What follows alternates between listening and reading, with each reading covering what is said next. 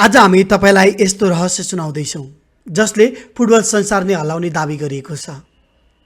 तर ध्यान दिनुहोस्, यो कथा पूर्ण रूपमा काल्पनिक र मनोरञ्जनका लागि मात्र हो। नेपालको तराई हरियाली खेतहरू, धानका बाला, बिहानको चियाको सुगन्ध र साँझ फुटबल खेल्दै हुर्किने गाउँका बालबालिका। गाउँका बुढापाकाहरूका अनुसार धेरै वर्ष अघि यति एउटा असाध्यै चञ्चल बालक जन्मिएको थियो।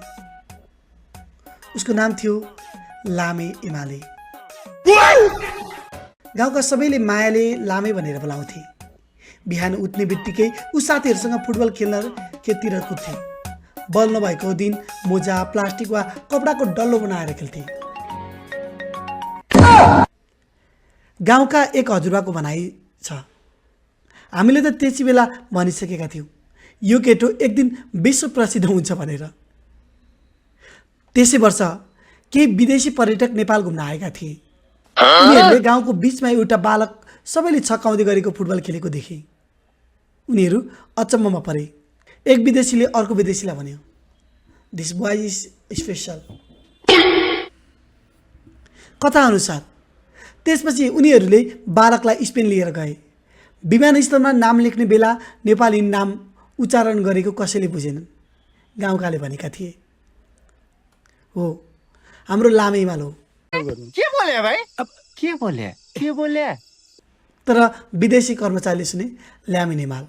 त्यही दिनदेखि कथा अनुसार लामे हिमाल संसारभर लेमिन हिमाल भनेर चिनिन थाले। के बोले भाइ? अब के बोले? स्पेन पुगेपछि उनको बानी फेरिएन अरे। टोलीले पासिङ अभ्यास गरिरहेको बेला उनी कहिलेकाहीँ ल देन बल देन भन्न खोज्थे। मोमो देख्दा तुरुन्तै मुस्कुराउँथे। दाल भात देख्ने बित्तिकै 2 प्लेट खान्थे भन्ने हल्ला गाउँभर फैलिएको छ। के बोले भाइ? अब के बोले?